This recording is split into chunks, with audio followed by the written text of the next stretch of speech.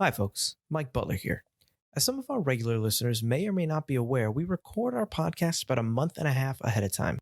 So when we recorded this episode of Forgotten Cinema, it was about a week or so before Peter Fonda's unfortunate passing on August 16th, 2019. He was a great actor, and our condolences go out to his friends and family. In this episode, you will hear both myself and Mike Field refer to him in the present tense, and thought that our listeners should know why that was. Thanks, and enjoy this episode of Forgotten Cinema. Ladies and gentlemen, please notice that exits are conveniently located at the front and rear of this auditorium. When leaving the theater, we suggest that the exit at the front of the auditorium will allow you easier access to the parking areas. Thank you.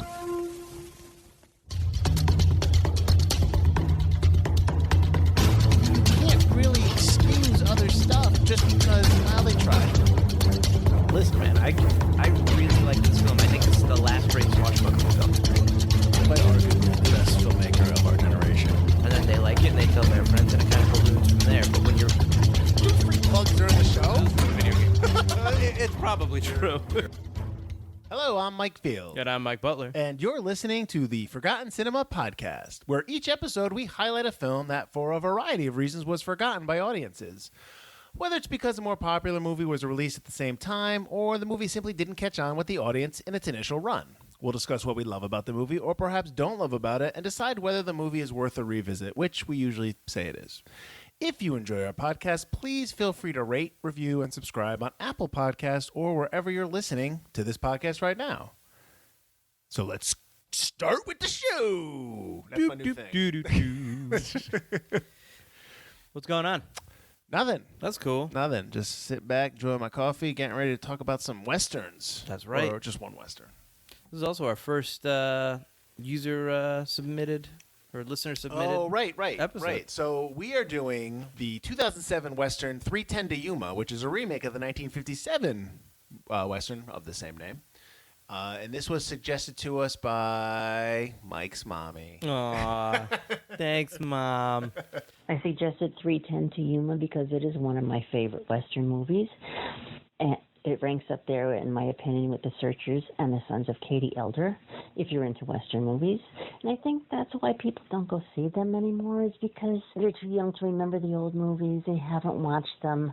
This movie, you will remember. It is a story that everybody can relate to, men and women. It's like, what is my life all about? And you get to sit there and be riveted to this whole movie by not wanting to let this character do the wrong thing, and he tries not to. And the bad guy, you actually learn his moral center. Yeah, this is a really good movie, and you really can't forget it. And I ran out and bought it the next day because I really want to watch this over and over. So, Mike, why don't you, I guess, break down the plot a little bit. But don't reveal cast, because that's my thing. No, that's fine. I'm kidding. So some unknown actor plays. So the movie basically stars Russell Crowe as the outlaw Ben Wade and Christian Bale as Dan Evans, a small-time rancher down on his luck who lives right off a small town of Brisbane, and somewhere out west. I don't know if they say what state they're in. I think it's Texas, isn't it? Or Kansas or Kentucky. You know what? As you can do your plot, I will look. Okay. I'll look. Hang on. Go ahead. Continue.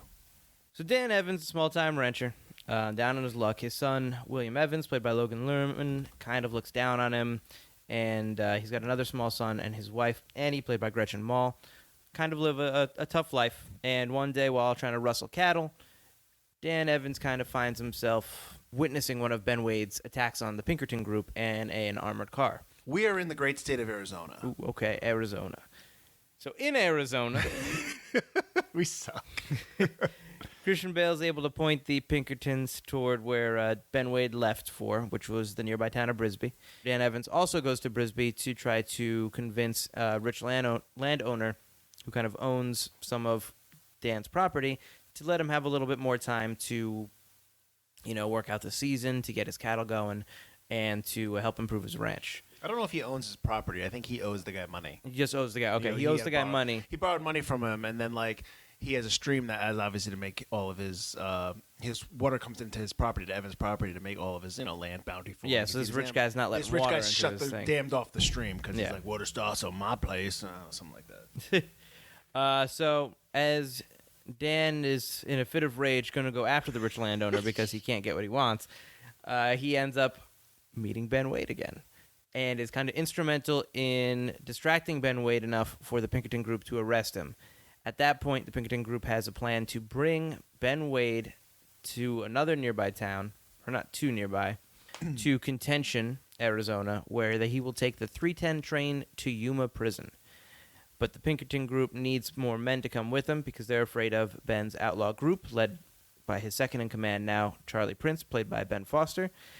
And those group of outlaws will kill the Pinkertons. So they recruit, or Dan Evans offers his services as an ex-sharpshooter for the Union in the Civil War for $200, which I have a note, $200 $5,200 is about $5,177.46 today. See, I rounded up. Don't take my notes. So the Pinkertons agree to pay Dan if he'll escort Ben to the train and get him on the train. They are also joined by a doctor, played by Alan Tudyk, who plays Doc Porter, who's taking care of the last surviving Pinkerton member, Byron McElroy, who has been shot in the gut, but has a history I keep laughing. of chasing down Ben Wade. I feel it. That's inappropriate. That is inappropriate. This is really This rough. man was shot in the gut. I shouldn't be laughing. And a couple of other ne'er-do-wells, I guess you would call them. All right. So basically, they got to take him to get him. Yeah, they're all in it for the money for the most part, except for. Well, I mean, I'm sure Byron's in it for the money as well, but it's also a little personal because he's got a bit of a history with Wade. Right. So over time, the group is whittled down one by one as Ben Wade either attacks and kills them or is able to get them killed through kind of messing with their heads and kind of breaking apart the group. And over the course of the film, establishes a bit of a rapport with Dan and his son, William. And it becomes kind of the end scene is kind of a chase to get a race for Ben Wade to kind of get Dan to the 310 to Yuma to kind of prove to himself and his children and everyone who knows him that Dan Evans is worth something. And he's an honorable man. Well, I mean, we'll dive into that. Well, yeah. So that's basically the plot. It's just getting Ben Wade, the outlaw Ben Wade, to the 310 to Yuma. Why couldn't you just say that? You just spent 5 minutes talking about Now I want to describe the colors in Contention. So Contention's a small town, about 80 folk. You called it convection. I did call it convection. Terrible. The folks will never know, though, because I'll edit that out. Oh, damn it. Yeah. Damn it. But my mistakes get in there. That's fucking amazing, right. Amazing. All right, so real quick, just to kind of go through like some facts surrounding the production, surrounding, well, the actual release. This movie was released on September 7th, 2007. Was originally going to be released October 5th, but Lionsgate moved it up a month to avoid, there were a couple other Westerns that were coming out around closer towards the end of the year with the assassination of Jesse James by the coward Robert Ford, that stars Brad Pitt and Casey Affleck. Mm-hmm. And No Country for Old Men, which stars, this is a Coen Brothers movie, which stars Tommy Lee Jones and Josh Brolin. Right. Which is, I like that. I love that movie a lot. I do not like that. Boo you.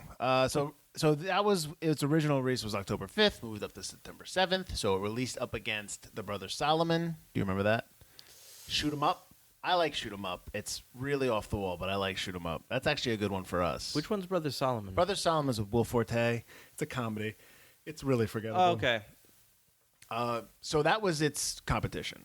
The week after, coming out on the 14th, was Mr. Woodcock, which is actually not that bad. That's with Billy Bob Thornton, and when he and Susan Sarandon and Stifler. I don't remember his name right now. I'm just gonna say Stifler. Sean William Scott. Excuse me. Mr. Woodcock was his he was his gym teacher and he tortured him. He was like a real jerk. Okay, all right. It's actually not that bad. I've seen that. Okay. So that was the following week. That was Mr. Woodcock and the Brave One, which is Jodie Foster, the vigilante. The Brave One is really good. And then, so I mean, honestly, it came out at a decent time because these are not, huge, big hits. Right. They're good movies. There's some good movies in there. Well, we're looking at September, October now, so we're looking at. You're also it also came out a week after the Rob Zombie Halloween, the first one that came out on August 31st, and the Death Wish movie Death Sentence, which is written by the same writer that comes with the same series of novels starring Kevin Bacon. So I mean, I wouldn't say that. You're right. It's in like that kind of like murky September release area where I think everybody's coming down from all their summer. Everyone's back and they're going to school. Everyone's like kind of like getting to their routine.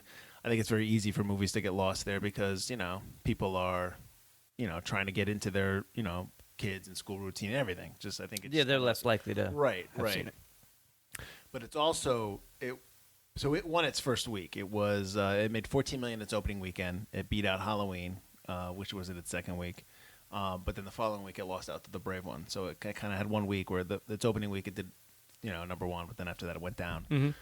You also have to remember too that this is the fourth week of Superbad, which was a huge summer hit, right? And it was still in the top 5 around that time.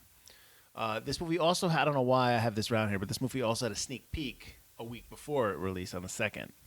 I don't know if that helped it at all, but like we have that. We get that a lot of times. We get sneak peeks of movies that people are trying to get people to talk about it, word of mouth, Get that hype kind of for stuff. Yeah, the most recent one I think we had was probably yesterday. Yeah, we also had that Angry Birds 2 special. Yeah, Target no one went to and that. nobody came, which I find funny because I watched in the ad for it the other day, and it was like, critics agree, everyone is and it's the same critic, by the way, that they use with the quote. Of course. And I'm like, nobody came to ours, and it wasn't even in a big house. Okay, so back to 310 to Yuma. Okay. It's 122 minutes long, rated R, budget of $55 million. Domestically, it made 53, worldwide 70. So clearly, it didn't make it didn't make any of its money back because, as we both talk about before, we don't even have marketing costs aren't included. Anything like that. Yeah, so we can't even begin to guess. Whether it's in the black or red. Because they moved up a week.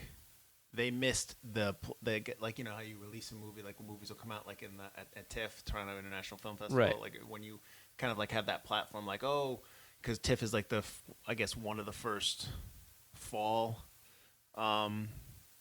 festivals, or like you have it released and they're like, and then from there it goes off wide. Everyone loved it at TIFF, and yeah, okay, so it missed that, so it didn't have that because they moved up, but. They would have what ended up happening was because they released in September, they were able to release the DVD and Blu-ray in January, which is just in time for the Oscar push, which kind of helped them when they did this. They did a similar tactic for when they released Crash, and Crash obviously went on to win the Oscar. Yes, I don't like Crash. They figured that would work out here as well. Unfortunately, they only got nominated for 2 Academy Awards, one for Best Score, one for Best Sound Mixing. Directed by James Mangold, who you might remember more recently as from Logan. He's also doing the upcoming Ford v Ferrari, but he is also known for Copland, Girl Interrupted, Night and Day, and The Wolverine. He's got a mishmash of stuff. He's quality director. No, he's quality director. You like The Wolverine? I like The Wolverine The Wolverine is very good especially the unrated cut, up until they get to the factory. Once they get to the facility at the end, right. When he puts on the mechanical Wolverine it just outfit. becomes like this weird Iron Man thing. You were doing a personal journey, and now you're getting really over-the-top cartoony with it, and it just really destroys the movie. I saw when he did Copland, that's the one with Sylvester Stallone. Where he's I like Copland. I saw Copland. I think I told you this. I saw Copland at the Fairfield Cinemas prior to its being released. It was like a work print. So they had music in there that wasn't in the original. And they had, it was packed. And they had scenes in there that they cut out for the final cut. That's cool. And so the rumor has it that De Niro was in the back, and I think Keitel was in the back watching as we were watching it, but I never saw them, so I don't believe that. But the movie I saw in the theater is much better than the movie that came out in theaters. In the theaters. I don't know why, but there was a lot of stuff there were a lot of scenes that they took out that I really liked. So but I always say like, I like Copland, but then I'm like, but I don't not the one that you keep seeing. Everyone else sees. I like the super special Mike Field only print. Well, Mike Field and 180 other people that were in there. Now the writing credits are interesting because this was obviously based on the 1957 movie starring Glenn Ford, right, of the same name as I said before, and that was written by Halstead Wells. He has a writing credit on this one, obviously because they're using his source material and because he passed away in 1990. But just to give you a little background about Halstead Wells, he wrote a lot of TV. So he wrote The Virginian. He wrote some episodes for The Virginian, Alfred Hitchcock Presents, Suspense, Night Gallery. And fun fact, they spelled his name wrong in the closing credits. They might have fixed that since then, but so he had the original. Obviously, he has the original script. Then Michael Brandt and Derek Haas came on and did their version, the 2007 version. Now we've already done a movie with Brandt and Haas has written. Do you know which one we did? Did we do? It's already been Wanted. Yes, yeah. They wrote Wanted. So we've already kind of broke down what they've done. Too Fast, Too Furious, excuse me. Wanted, and the upcoming we'll never see Wanted 2. There's still time. It's still announced. So as we said, shot on location. We didn't say. Shot on location in New Mexico. October 2006 to January 2007. That's it. Yeah. Oh, actually, you did the cast. I did a decent amount. Okay, Russell Crowe's Ben Wade, Christian Bale, Dan Evans, Logan Lerman is William Evans, who's Dan's son. Lerman's from. He's in Fury, right? Yes, he is okay. in Fury. He's in a bunch of other stuff. He's actually I like him. Dallas Roberts is Grayson Butterfield, who is the Pinkerton guy. Ben Foster is Charlie Prince. Peter Fonda is Byron McElroy. Alan Tudyk is just Doc Potter, and then Gretchen Mol is in there as Alice Evans, the only female in this movie, besides the bartender. The bartender / I don't know if she's a prostitute / he wooed her awfully quick. Yeah, I didn't get that. Yeah. So. And, that's pretty much... Gretchen Mol, fact, she's from Connecticut. Deep River, I believe. Deep River, Connecticut, yes. which I have no idea where that is. It's up there. So, I tried to watch the original, and I got about a half hour in and I fell asleep. Nice. And some of the notes that I was working on or researching, there was some stuff there that was different from the original, but I couldn't really like the story elements that they changed and stuff like that. I'm sure it wasn't quite as rough as this one. Right. So, but I know that in the original, his son doesn't go with him; his wife does. Oh, really? And the stuff that I really should finish it, but the stuff that I saw, like she in the 57 version, she's all like, "You gonna do something about this? You gonna do something?" Like she's the one that's pushing him, and in this one, obviously, he doesn't have a lot of lines of dialogue. He's always in his head, which is cool. Yeah. He's the one that's he needs to do it. He's in his own head, right? Yeah, right. He needs the money, that kind of stuff. So I guess off the top, because I always tend up asking you this, what jumped out at you first? And when was the last you saw this in the theaters? I saw this in the theaters. I might have seen this again because I borrowed the DVD from the DVD mom. Why didn't you buy a Blu-ray? That's right. And she suggested this, right? Off of a DVD viewing. She thought she had the Blu-ray. She's like, "It's not the Blu-ray." No, Mom, it's the DVD. Come on. You're such a snob. I know. I compared it against. I actually went. You know what? I'm gonna watch this on Showtime because it's streaming on Showtime right now. And I was like, it looks the same. I'll just watch the DVD. Come on, Showtime. But yeah, so they had the DVD, and I know my parents loved this movie. So I've probably watched the movie. I'm gonna say twice, but possibly only just before the time that we watched it for this podcast. Certainly back 2007, 2008. So I'm talking over 10. This is 10 years ago. It's definitely a movie that when it's on, I'll watch. Obviously, the ending is what I like the most. Right.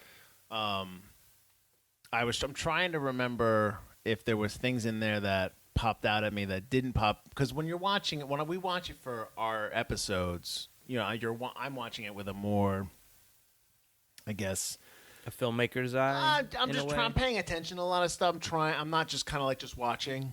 You're still enjoying, but you're studying. Right.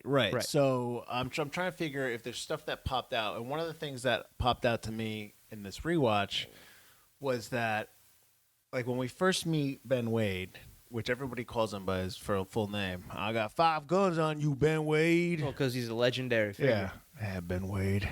Anyways, is that, you're supposed to kind of like him, like William Evans does. Like the son kind of like admires him, and Right. he keeps telling him and us that I'm a bad guy. Right. And even as he's killing people, because he kills that first guy who I can't remember the actor's name. Kills Tommy. 'Cause Tommy was dumb. Hollander's guy, yeah, the guy that was whistling into him, waking him up, and he was the Oh, guy you're that talking about burned the after they barn. capture him. Yeah. Yep. That guy plays like a dick and everything. He's really good at it. No, that's fine. Yeah, why. but he just plays a dick and everything. Every movie I see him in, he's always the jerk. And again, if you can do it, that's great. But he's killing people that are like, because he kills him. This is when they have Ben Wade and they're taking him to Yuma. He kills that guy. Then he kills McElroy because he made fun of his mom. So his first two kills are of people that are kind of like unlikable anyway. Right. So you're kind of like, well, you know. So, but he keeps telling us I'm bad. And I know you talked about it a little bit in your opening. He never really turns away from that until he's strangling Dan Evans at the end. And Evans tells him about how he really lost his foot. Right. Where he fell out of a tree and one of his guys shot. Remember he says he falls he's retreating. Somebody and his shot leg him gets off. shot off, Right. but it's his own guy. Right. And he's like, try telling your son that your kid's that story. Yeah. And see the way they look at you. I had never been no hero, Wade. Only battle I seen, we was in retreat. My foot got shot off by one of my own men. You try telling that story to your boy. See how he looks at you then. And at that point, then he's like, all right, let's go. And when I first watched this movie, I never really.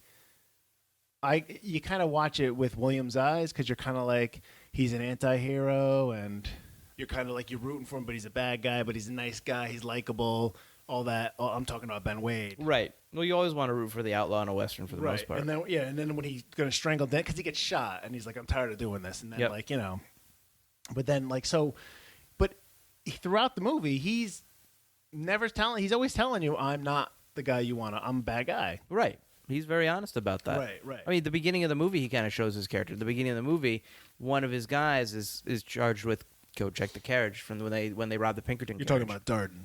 Right. Yeah. So he goes in. Obviously, there was a guy in there. He kidnaps Tommy, puts the gun against his head, and is like, I'm going to kill him. And Wade just kind of holds back, takes his pistol, shoots Tommy, and then shoots the Pinkerton guy. Mm-hmm. And then they have the toast of Tommy. Tommy was an idiot. Tommy almost got us killed. Tommy's dead. Yeah. And you see, oh, damn. There's actually, on the DVD, there's actually some scenes they cut. Like, I watched some of the lost scenes, and there are two scenes with Darden in the beginning before that raid, and he's like talking to one of the guys, and he's like being an ass. What's my name? Tell him my name. And then there's a part where after the stagecoach flips, he goes after one of the guys, and I get on his knife behind his neck, and he's like, say my name. I'm gonna run in this outfit soon. Like there was already I know. Yeah, all right. They put kind of stuff in there so that when he shoots him, he's running his mouth. It's like, yeah, but like we didn't know he was running his mouth until I watched the cut edit. I like it better without him. I like him better just having messed up and just getting killed for that. Yeah. Because that shows Ben Wade's character. Like he's running, because that is a good point to try to remember later on when he uses the line, when William is trying to say, oh, you're not a bad guy, you're not really as bad as all that, and then he has the line which I wrote down because I really like that line where he goes, kid, I wouldn't last 5 minutes leading an outfit like that if I wasn't rotten as hell. Yeah, And absolutely. like that's like as soon as he said that line, I immediately called back to Tommy Darden getting shot in the gut for messing up. Right. No, exactly. He's a monster. He's bad. Yeah. You're not all that bad. Yes, I am. I would let you die. I would gladly let you die. Well, the fact that he murders his entire crew at the end, which I love when I first saw it, but again, watching it again, I was like, because when you read about it, like when you read the synopsis and stuff like that, like we do, like when we go off and find certain things on the internet, Right. It talks about how like he executes the remainder of his crew because they didn't listen to him.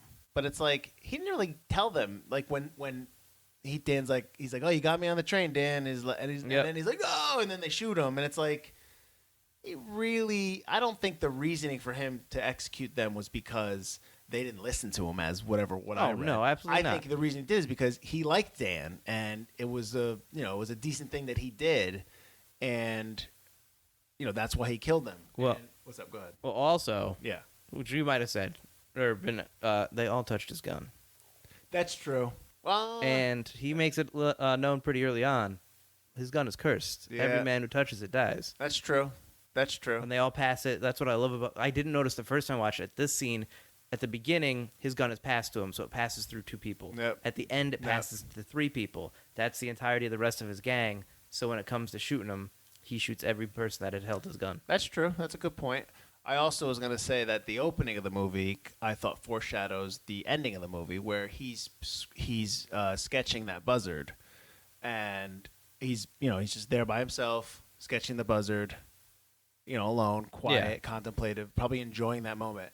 And then Charlie Prince comes up and disrupts it. The buzzard flies away, and he's just like, you could tell that he's somewhat annoyed, but like it's really quick. And then they move on and they carry on. But it's almost like any moment that he has some kind of not happiness but peace, or just some kind of like in that moment it was a peaceful moment that was disrupted by Prince. Right. Almost foreshadows towards the end where he has a good moment where he helped this guy, and Prince again comes in and kind of blows it up. Yeah. So I thought that was interesting. I also read somewhere like that's like that. I also read somewhere that the opening was reminiscent of Gladiator. I'm like, no, I like my way better. The opening to Gladiator is different because the opening to Gladiator is just supposed to represent the Elysian fields that you end up in. I think that somebody like, well, Russell Crowe's in Gladiator and he's in this movie, so this must connect in some way. No, it's just stop. Yeah, that's just stupid film theory bullshit that they try to incorporate. It's a shared universe. Russell Crowe's character is actually the great ancestor to Maximus Aurelius. Ben Wade, Maximus. But yeah, no, so I didn't really catch that about the gun. I thought that's actually a really good point. I like that. I like that a lot. Nice job. Thanks. Did you know that Contention is obviously a real town? I think you're talking about convection. No, I'm talking about not the oven. I'm talking about the town of Contention is a neighboring town of Tombstone. I did not know that. Yes, I saw that. I thought that was very interesting. I know, right? Good facts. That's it. I'm done. All right, I'm out. Did you also know that Tom Cruise was initially in talks to play Ben Wade? Although, to be fair, I'm sure Tom Cruise is in talks to play everything. But I don't know if I would have liked that. I don't think, I don't know if I would have liked that. I mean, we've talked about this before. We've done 2 Tom Cruise movies already. This might have been the 3rd one had he said yes. I might not have been had he said yes. I think Tom Cruise does a really good job in most of the films he's in. I mean, he does pick a lot of like pulpy action films lately, but look at him. I can't see him in this role. I mean, he's really good in Valkyrie. He's really good in Collateral. And Collateral's almost kind of the same kind of role, that kind of like outlaw villain kind of guy. Like he played a really good villain in Vincent for Collateral. So yeah, I don't know, but Russell Crowe does a really good job. Obviously, Russell Crowe's a fantastic actor. Of course. I think that's one of my big likes is the acting, is just the performances of everybody. Absolutely, yeah. Obviously, especially the 2 leads, they're doing like it's funny because they're definitely 2 different characters. Evans doesn't talk, doesn't mince words, is in his head, and even Wade is in his head a bit, but he's more. Even when he's outgoing and when he's talkative, it's clearly a diversion because he's thinking about other stuff. Every line he says has a purpose. There's Absolutely. no wasted dialogue with Wade. Which is a good note for people who write. Don't waste dialogue. Well, you can have people who yammer, who stammer on, but it creates a weaker character when they do that. Right. So, I mean, you can't have that, but everything Wade says is just a part of his plan. Like, he only talks to people because he has to. He's only congenial when he has to be. He's only, charming when he has to be. Like, he's mean when he needs to be. Right. Whatever gets him through the day. He'd rather be, sitting in quiet, sketching, naked ladies lying on a bed, but it doesn't always happen like that. You know what's funny about that is that in one of the deleted scenes, So after they get him, so he hooks up with that bartender to use 2000 terms. Oh yeah. I don't mind skinny girls. As long as they got green eyes to make up for it. You got green eyes.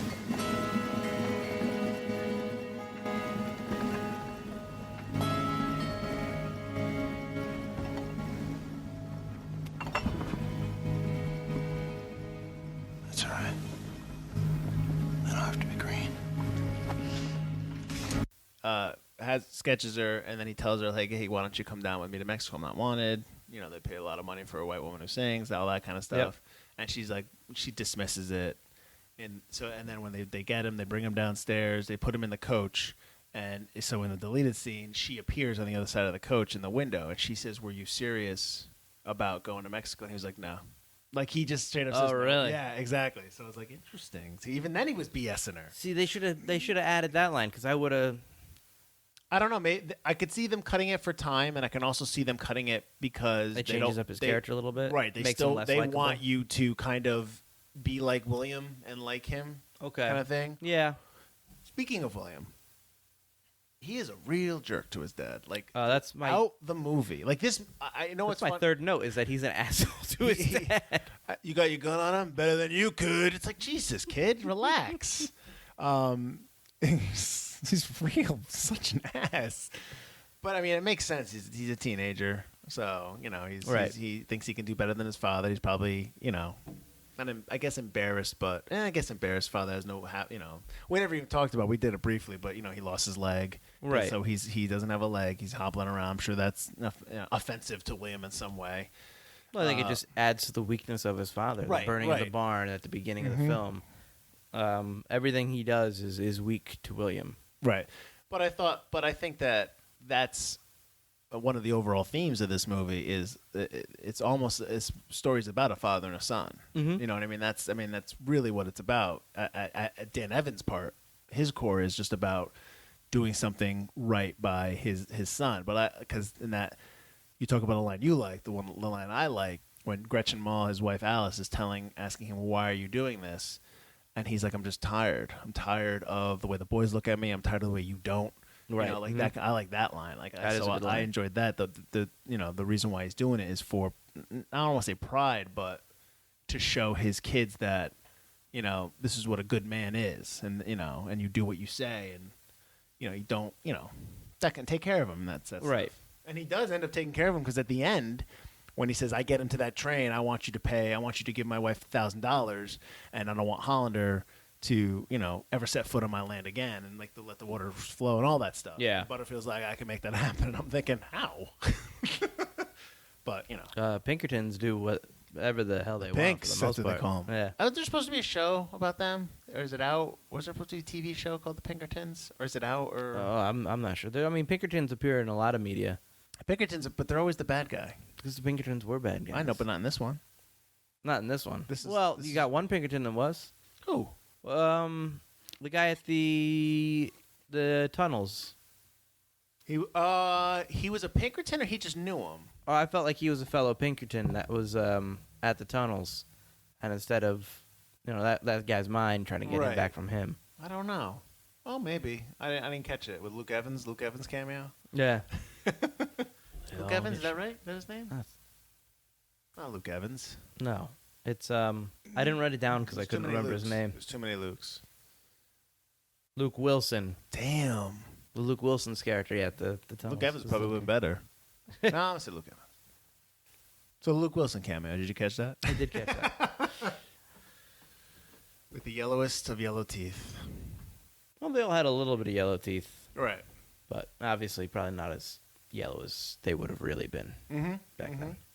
Oh, yeah. They probably wouldn't have been in his mouth back then. That's the one thing when you watch Westerns, like something like this movie, or just like not Westerns that you've seen in the 50s and 60s that are, Stylized. right. Westerns now, when they get a little bit more real and realistic, it's like I could not imagine living in that time. Like I could not imagine me personally now being able to survive in that era. Oh no! If you accidentally got sucked through a time portal and you ended up in the West, it's like anybody bathe?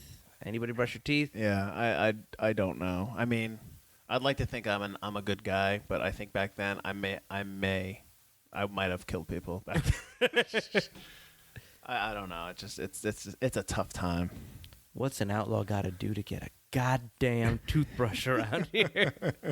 One of the things about the ending of the movie, what I liked is when they first get out of they leave the hotel and the gunfight starts. Mm-hmm. There's like no music.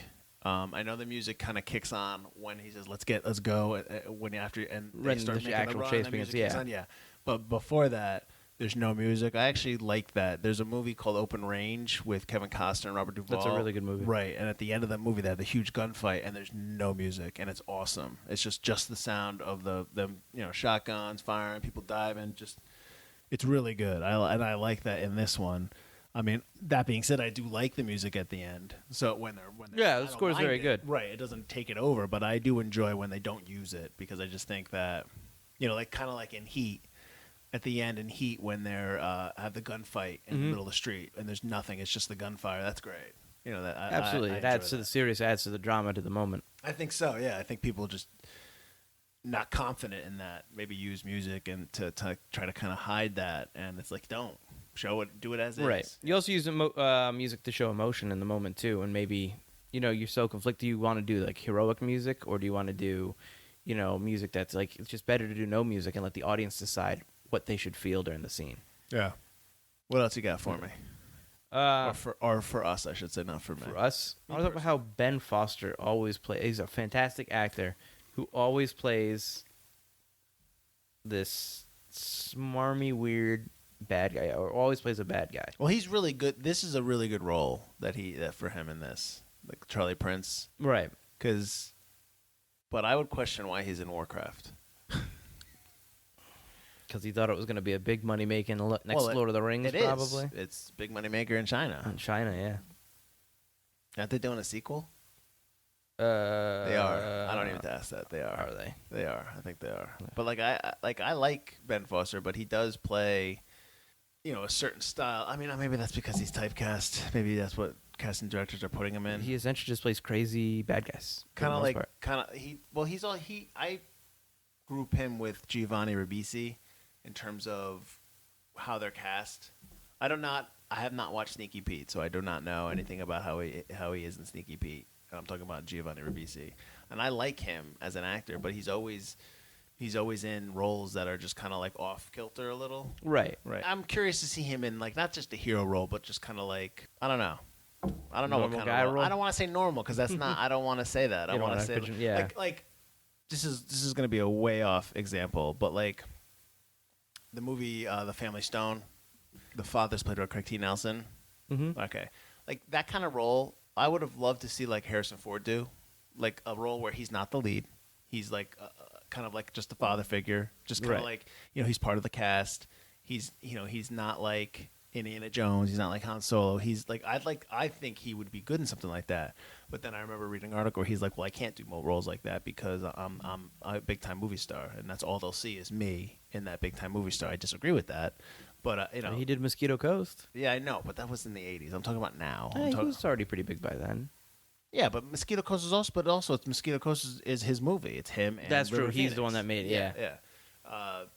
So I'm saying that like to take it back to this, I'd like to see like Ben Foster in something that would normally go to somebody that they feel safe with. You know what I mean? Like him playing the straight man in a comedy, or him playing like just kind of like the hero, not like the evil sidekick villain or something like that. Right. I think he could handle that. I think he knows he can handle sure, that. yeah. And I think casting directors should try to get him in something like that, because I think that would only. Oh, maybe he doesn't want that. That's fine too.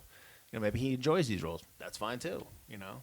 But I think he could do a lot. I think he when we talk about the acting, we talk about Crowe, we talk about Bale. In this, I think he's right up there. Oh, absolutely. Yeah. The other actor that I like, that I don't know if you have seen him and stuff, is the guy who plays Butterfield, Dallas Roberts.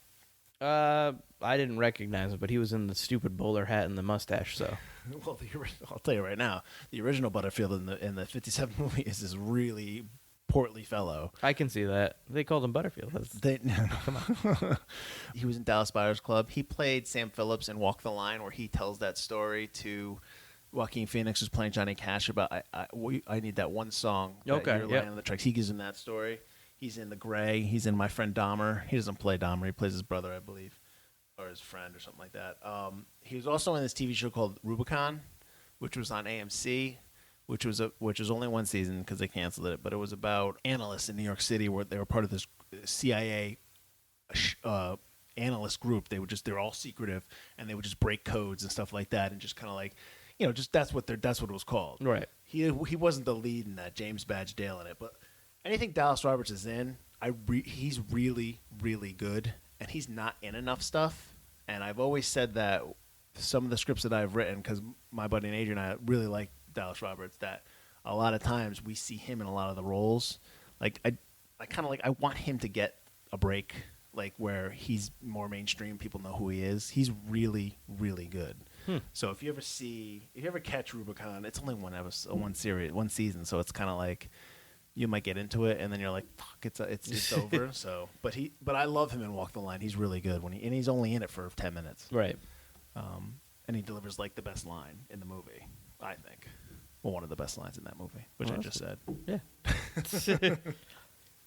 That's good. I like him. I mean, the whole group was good. I mean, Peter Fonda does a great job as McElroy. McElroy is the... Which I was shocked he was in this. Like, I felt like, was he in the original? And then he wasn't. I'm like, how'd you get Peter Fonda? Like, I'm surprised. Like, I don't know, but hey, loves Westerns. I like it. He was good in it. He was good. Although, I don't believe for a second that he wouldn't have just died after getting shot in the stomach. I love when he gets killed. Even when he throws them off the ledge, it's such a great... Even bad guys love their mamas. Even bad guys love their mamas. I always liked you, Byron. You never knew when to shut up. Even bad men love their mamas.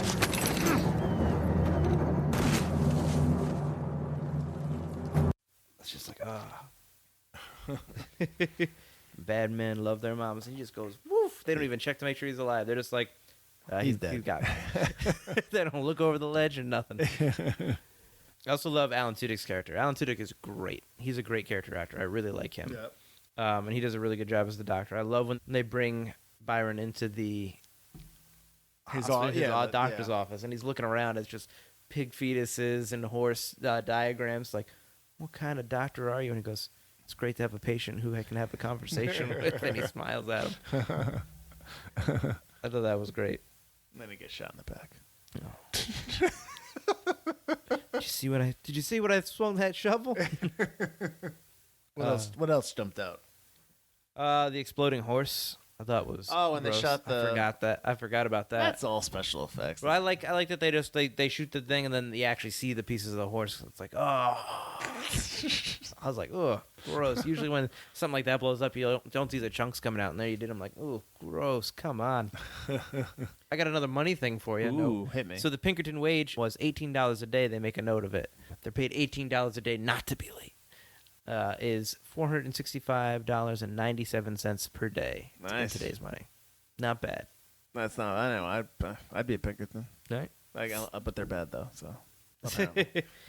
I mean, there's other just like little lines I like. I like when William and Wade are going off about Dodge City and how you're great at shuffling cards. It's the best place money can buy. The women, they'll do anything to you. Blah blah blah. I've seen things. I've gone places that you couldn't even imagine, boy. And then Dan says, "And how many families did you destroy? How many men did you kill?"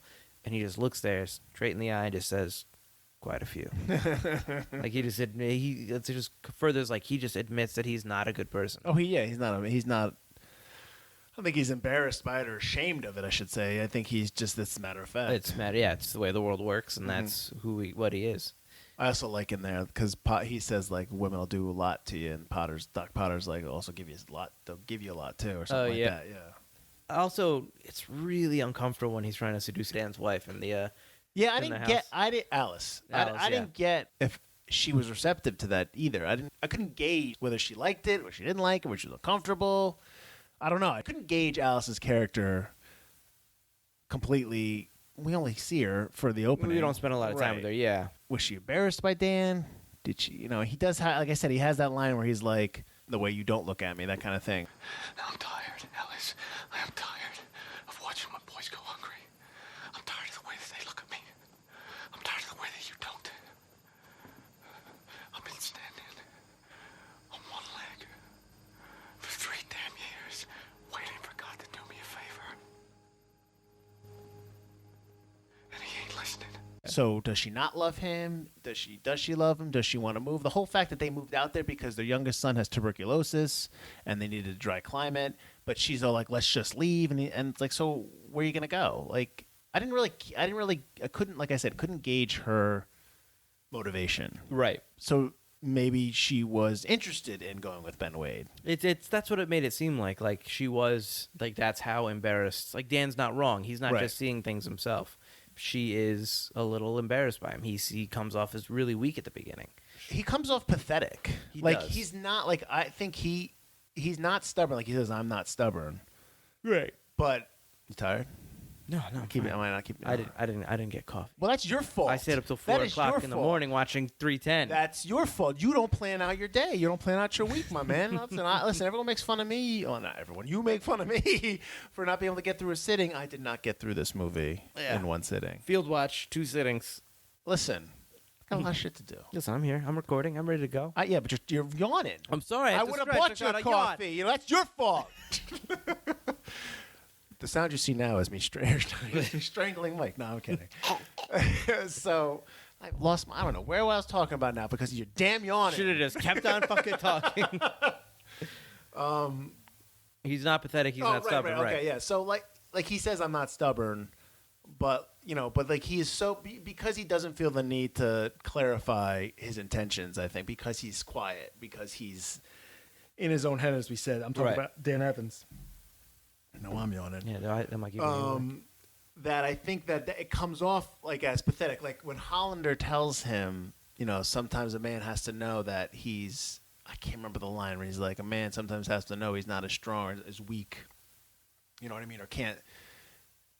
Oh, damn it! When he's reached his. I can't remember the line, but Hollander tells him, like, I'm paraphrasing, but sometimes a man has to admit that he's weak, or has to admit that he's not not strong enough to do whatever. So even though doesn't have a leg, like Dan doesn't believe that. Like Dan has one mission to. They came out here for his son. He does not want to leave the land because his son is sick, and he needs to make money, and this is what he's going to do. And he's a good man, even though everybody is telling him otherwise. Like even though his son shits on him, even though his wife doesn't look at him the same way again, even though Hollander, they burn his barn, Hollander treats him like crap, taking his land, stealing him because he got swindled. He borrowed money from Hollander for this land, right? And then he's like, yeah, sure, cuts off the water because Hollander wants to sell the land to the railroad, and the railroad's going to take it. He's going to make a huge amount of money. He doesn't give a crap about Evans' family, right? So, and I think the one person obviously in this story is Wade, who sees him for who he is, but albeit it doesn't really come to fruition until the end.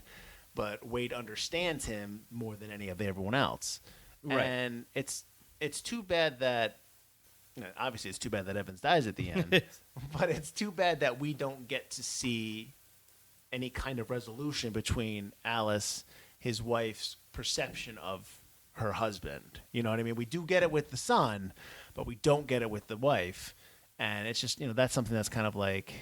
That's open-ended at the end. You know what I mean? It goes back to $1,000 and running water. No, but I know that. But you have to just kind of assume. But I'm not saying I want a shot of her standing out on the prairie, looking out with tears down her face. I think that's what you want, Mike. I think that's what you want. I just think it's unfortunate that we don't get that. Well, Dan's got to die. I almost feel like if Ben Wade, so at the end of the movie, he gets on the train and he whistles for his horse and his horse follows, which is awesome. Yeah. But at the end of the movie, when I almost feel like he escapes from Yuma, he comes back, takes care, goes and marries Alice, takes care of his son. You know what I mean? I almost picture is that happening? But then I'm thinking that's the freaking plot to Unforgiven, because he's such a bad man, finds love. Ends it all, stops that. You still got them green eyes? Yeah. Bust down the door. That's the thing. It's because now I'm shifting over to Wade. Wade's character is very, not mysterious, but another one that's hard to gauge because he tells you I'm a bad guy. Right. But so every moment that he has with everybody, is there any genuine moment ever? it's hard to pin down his motivation as to why he is the way he is and what his end game is. What is his end game? Is it to just keep robbing and stealing until he dies? Is it to go to Mexico and lie low and be with, like, obviously he does want to be with the bartender, but, like, is there which they usually talk in Outlaws, like, what's your end game? Or what's your dream? Like, does Wade have a dream? Or is he just supposed to be thinking he's going to go down this endless path of violence? Like, his motivation for survival, like, what is it? Mm-hmm. That's what I think was kind of missing from his character. And to be fair, it's not his story. This is Evan's story. Right. So, yeah, so it's not I don't mind it. I'm not going, man. I think we're asking for more because we enjoyed the movie. I think that... Right, and his character is really good. You want to know more about every character. But this is more about Dan Evans and his story. I mean, his cattle is used, even though he lost his cattle because of the fire. Mm-hmm. They use his cattle to stop the stagecoach so they can rob it in the beginning. So that's how he gets involved, because he's just like, I just want my cattle. Right. Which I like that scene, like... Even so, still need that cattle back. Yeah, exactly. That's Ben Wade you're talking about. All right. Still need them cows.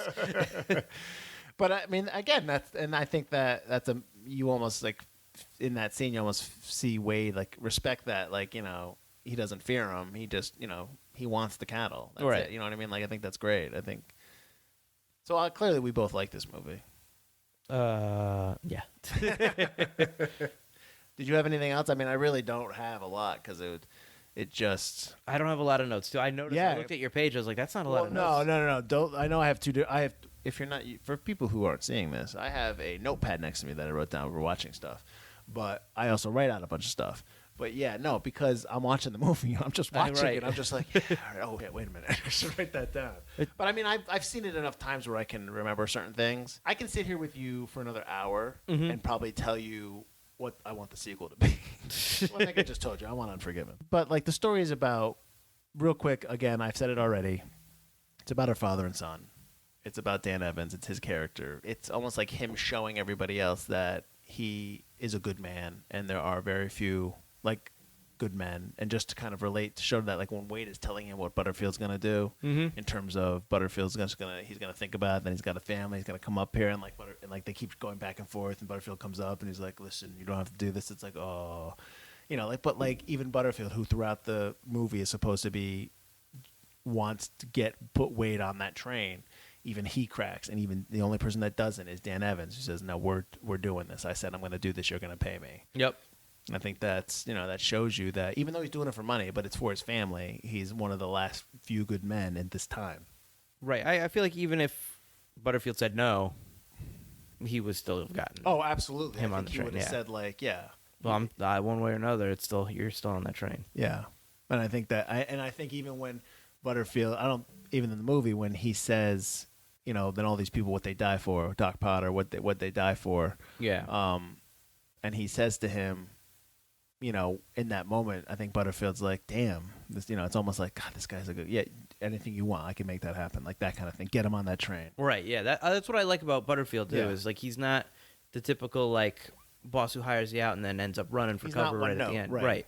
He's got some depth to him, which everyone does in the movie. Right. I also really like the scene where Wade starts offering Dan money. Yes. And starts offering, you know, this cash. You're gonna write the banknotes, and he's trying to think about it in his head, and you can tell it's an offer that he maybe isn't considering, but he's regretting that he's not going to say yes. Well, and he knows that he knows that there's a high chance of probability he's going to die. Right. And in getting, and he would have died if Wade didn't help him. Oh, absolutely! Right off the bat. Yeah, because he's like, hey, he's like Dan. Yeah, he shoots the guy that behind him. Yeah, guy's behind him. So yeah, no, I think that he knew that he probably wasn't going to make it, but he was still going to do this because he needed the money. Right. There's no other way around it. He needed to show his son, his family, that, you know, in that scene though, where he's being offered the money, you could that's Christian Bale is such a great actor. Sure. That you can see the depth. You can see exactly what he's thinking just in his face as he's looking at the window and he's smiling and then he frowns and he says his dialogue. Like it's the stuff behind the dialogue that really tells a story of like what's going on through his head. And I just thought that scene was fantastic. That's like a standout scene for Bale. And I'm really surprised that neither Bale nor Russell Crowe were nominated for this film. because I think they just did a fantastic job. But it came out. I think it's probably because it wasn't a huge hit, even though it was critically acclaimed. That's something actually we should probably go into because I really haven't thought of it. Why are we doing this movie? Why are we saying it's forgotten? I don't know. I really don't know. It's really good.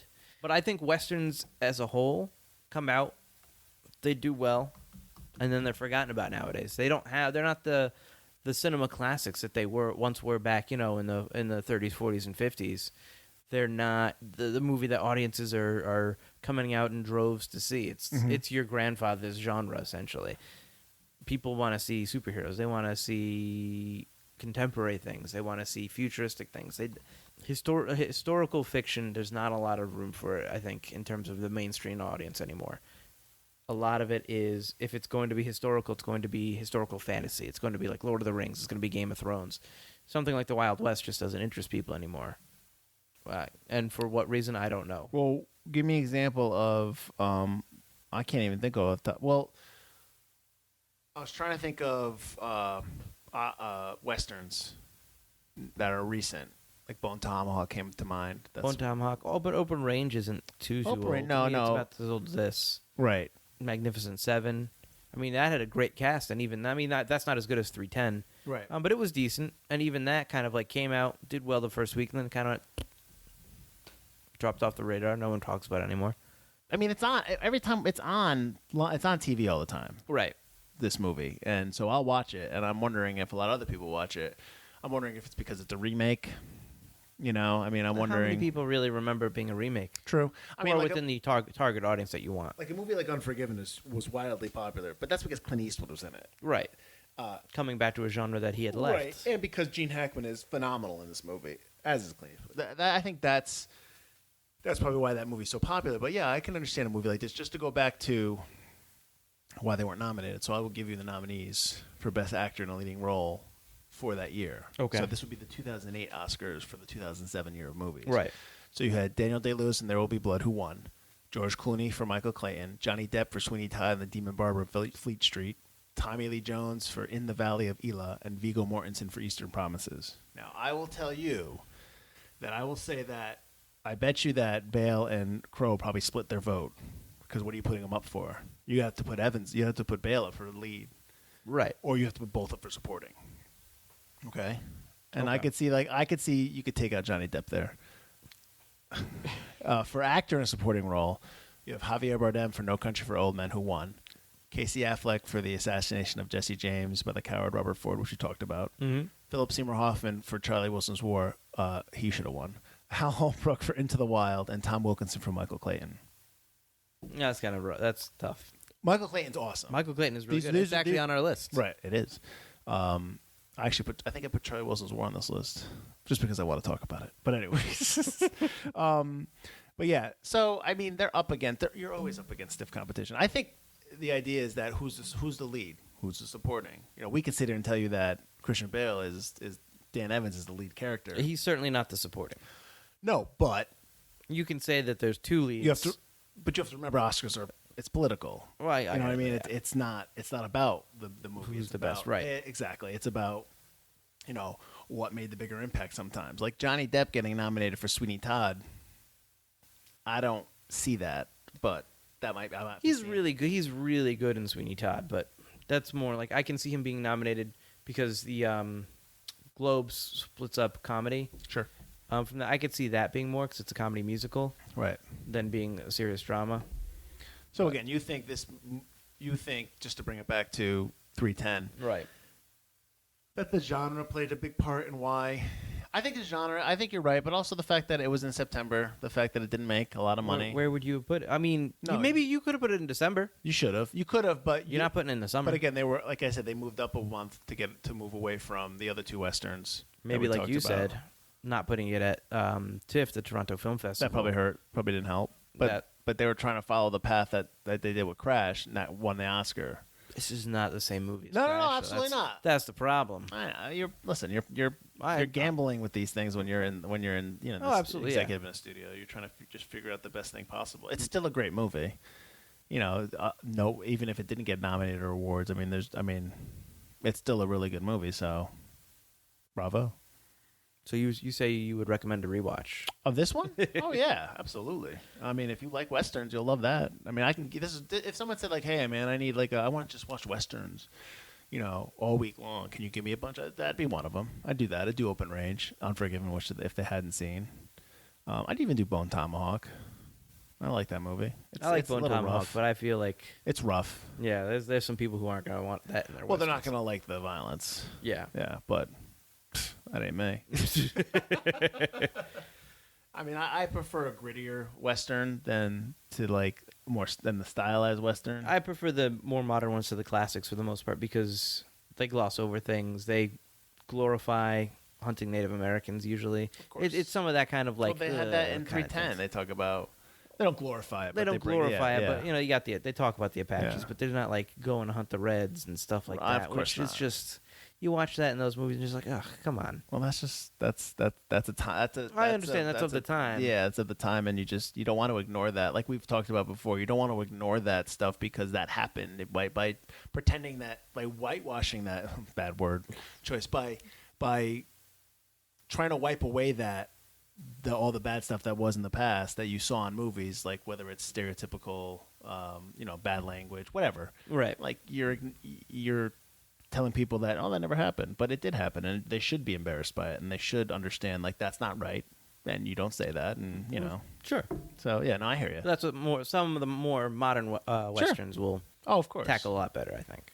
But I think they tackle it. But I think now you have a discerning opinion almost. Like in this one, like when he's talking about how McElroy killed all those Apaches, Right. And he killed kids and 3-year-old kids, and McElroy doesn't care. But like clearly, Wade's bringing it up because Everyone else is going to care. yeah, that's To turn them against bullshit. You murdered these kids. Yeah. You murdered these kids, and So I think now you'll still have stories about like somebody in the thing will be like, we'll be like all those Reds, or just we'll be anti-Native American. Right. But then you'll have somebody else in there being like, hey, you're wrong, like that kind of thing. Right, and it's shown to kind of almost demonize those figures. Right. Which It's not a which is cool what I'm thing. saying. Yeah, Don't yeah. not show it, but like do it in a way that is truthful for the atrocities and the awfulness that it was. Which also makes your story more compelling to begin with. Oh, absolutely. It adds more drama to it. Well, because nothing's ever like hunky dory all the time. Which is great because the thing in the old westerns is everything is black and white in old westerns. Not just in the way it was colored, but also in the way that they did the story. Hey, zing. But modern westerns, what I like about modern westerns is it's almost they take kind of the noir story type of there are no great characters, there are no heroes, there are no Not in the true Wild villains West, no, in the right. Wild West, and that's what a lot of like starting with Unforgiven. There's no Martin McFly. Right. So I think like kind of starting with almost Unforgiven, or even maybe the Outlaw Josie Wales. Yeah. A lot of those movies started to shift toward westerns, started to shift toward just great characters, Mm-hmm. and I think that really makes them more compelling and more interesting to watch. The more Oh, modern ones. absolutely. They're definitely. Would you call The Revenant a Western? We're off topic, but Yeah, kind of. I call it a western. I wouldn't say wilderness. There's no such thing as a wilderness theme. I think that's more like a survival film then. you'd Yeah, call it. but it's. I could make the case for a western. Western adjacent. That's a new genre. I'm doing a western adjacent movie. It's got noir beats, but it's western adjacent. Western adjacent. It's a rom-com, western adjacent. Starring Martin McFly. For Martin McFly. Oh, blimey! God. Nobody. I like Back to the Yellow. Future 3, but I'm not going to count that as a western. You can't count that as a western. Takes place entirely in the Wild West. It doesn't take place in a legitimate Wild West. I'd call it a western comedy. Sci-fi. Oh, yeah, there you go. Sci-fi adjacent. Sci-fi adjacent. Nice. We've created a new subgenre. All right, yeah, so go watch 310 of Yuma. Woo! And now, the plugs. After you, sir. Okay. All right, so I guess I'll plug, I don't know, you guys know that I got a couple books out. The Adam Parker series. They're on Amazon.com. You could just search by my name, Michael Field, or Amazon. Or you can go to michaeldfield.com, and I've got everything there that I do. Videos, some books. Yeah. That's it. That's what I got. That's my plugs. That stuff. All right. Mike. Well, to start, I'd like to do, because we're trying to. Awesome. We're trying a little harder now to plug other people, not just ourselves, not just our own self-gratification during this segment. So we like to plug other people that either we know, we've worked with, or we've seen around podcasting, or just kind of in the entertainment business in general that we want to do a shout-out to and let you guys know to check them out. So this time we're going to do a special shout-out to our buddy Russ Lyman, who I don't know if you've seen. Hey, guys. I said that with love. We have worked with Russ before. You've probably hopefully you've seen our video we did with Russ when we did our Hudson Hawk video game crossover episode where we play the terrible, terrible video game of Hudson Hawk based on the mediocre film Hudson Hawk. But Russ does a whole lot of stuff on his YouTube channel. You can find him as Russ Lyman. He does DIY stuff to make custom consoles, controllers, different things. He does pass or play videos, which is what we did. He'll go talk about retro games. He goes to game tours. He'll show you his awesome Mario Kart car and how he built it. So his channel is basically all things retro video games. It's really cool. He's a really fun, really nice guy who does a lot of silly, kind of interesting stuff on his YouTube channel. So check him out. That's Russ Lyman on YouTube. And we're gonna try to do an episode with him here. We were spitballing some video game movies that were decent. That I can't remember what we landed on. It's tough to find one. This is true. But we're gonna find one. I think we're going to probably do Mortal Kombat. The first one. The first Mortal Kombat. I mean, I would also love to do the Super Mario Brothers movie. With that one, but all right. Well, I got problems. Listen. Super Mario is awful, but it's right now. It's enjoyable. There are no video game movies that I like. Go ahead. No, that's exactly the problem. There hasn't been anything really you good pick, I'm gonna just get ready for the counter argument on my side. That's fine. If you're here to be the villain, that's what you're here to be. Some of us last long enough to us. I was gonna do a Dark Knight line, but I forgot it. No, Dark Knight Rises. Damn. That's a Dark Knight Rises line. No, that's Dark Knight line. That's Dark Knight. No, oh, you're right. Damn it! I did it again. My bad. You're fired from this movie. Not if you cut it out. That's true. So if you want to hear more stuff that I do two other podcasts. I do Crackin' One Open with Mike and Elise, a podcast about brews, news, and pop culture reviews, where every episode we open a new craft beer, talk about the beer style, the history of the beer style. We don't review the beer, but we talk about what we think of it. And we do a little history on the Isn't brewery. that reviewing the beer when you talk about what you think we don't of rate it. We don't give it like a 9 out of 10. We just go gets 9 cents. Yeah. I mean, for the most part, we don't drink stuff we don't like because we've tried it before the podcast. No, you got to do stuff that you don't like so you can be like, oh, this is awful. Yeah. And then we talk, as we're drinking the beer, after we talk about the beer, we do a little rundown of recent pop culture news. We'll review movies, TV shows, what's streaming, what movies or stars got announced. So if you're interested to hear my take on more, modern day-to-day stuff that's not forgotten, that'd be where I would talk about it. Yeah, I only talk about old movies. I've also got another podcast, Two Player Bros, that I do with my brother Alex. It's about two brothers who play way too many video games. Sorry, I'm sorry. I apologize. Listen, you're just mad we don't have a tagline yet. I'll make a tagline for us. Like really get it, like way too many video games. Like you can really get into it. It's just it's cute. I'm sorry. It's called voice acting. I apologize. Please, you've taken voice acting classes? I didn't know that. Did you really? I took a radio class. Yeah. I didn't take anything. I sound good. No, I don't. Damn, you sound fine. Shut up. You son of a bitch. Now lost. Let me refresh you. Way too many video games. That's right. We do play way too many video games. So join me and my brother Alex as we play those way too many video games. We talk about and review all of the latest video games on all current systems, including PC and VR. And we'll preview games that we get demos for, and we'll talk about the latest video game news and give our opinions on that. One would argue that you're playing way too many video games is the reason why you're staying up to 4 a.m. in the morning watching the movies for Forgotten Cinema. Listen, Super Mario Maker 2 is really good. I don't care. I don't care about that. I care about Forgotten Cinema. Well, that was because I was at work. Okay, that's fine. I didn't get the DVD until later. No, I apologize. No problem. Sorry. No problem. I was going to watch it at work, but my laptop does not have a DVD player in it. No laptops really do anymore. No. It's by an external. and then drop it like I do. Say that too close to my external. I dropped my external hard drive and I damaged it. So Field lost all of our Forgotten Cinema, or all of the non-episode Forgotten Cinema stuff. I lost the first season, but like, don't worry, we're fine.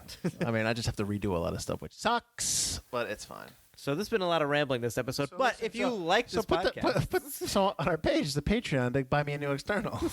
No, I'm kidding. Go ahead. Well, actually, no, hang on. Join us next week.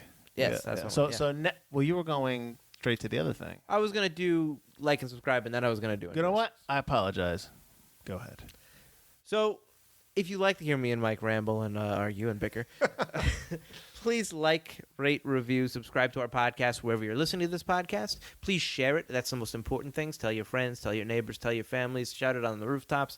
Tell the world. Get leaflets. Skywrite it. We'll get leaflets. We'll have them pass out. Oh, there we go. Just tell people more about. The more people listen to our podcast, the more stuff we can do with this podcast. And yeah, just thanks for listening, and we hope you keep listening. And now we have an announcement to make. So next week is going to start our Forgotten Horror Month. So all of our episodes for the month of... Stop.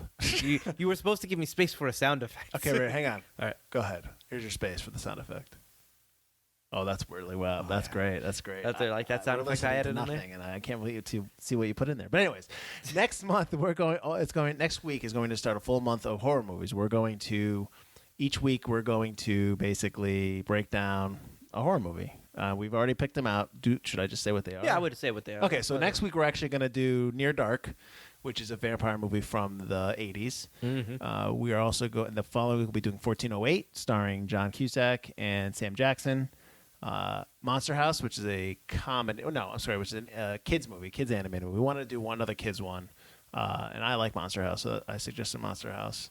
Burnt Offerings, which I've never seen. This is the first one that I have never seen. Well, you haven't seen 1408 either. No, I've seen parts of 1408. Okay. I've not, but you're right.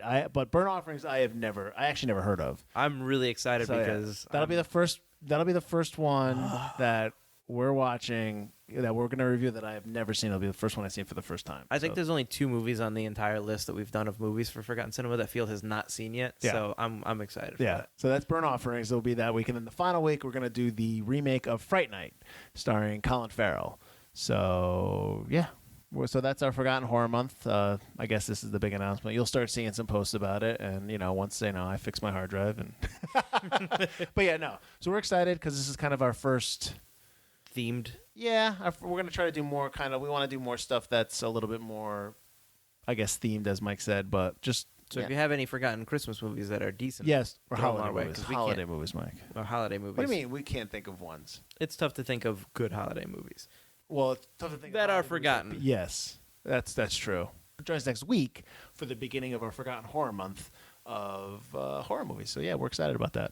Yes. And thanks for listening again. I'm Mike Field. I'm Mike Butler. And this has been Forgotten Cinema. I don't have the stuff at the end. Yeehaw! Stop. Boo.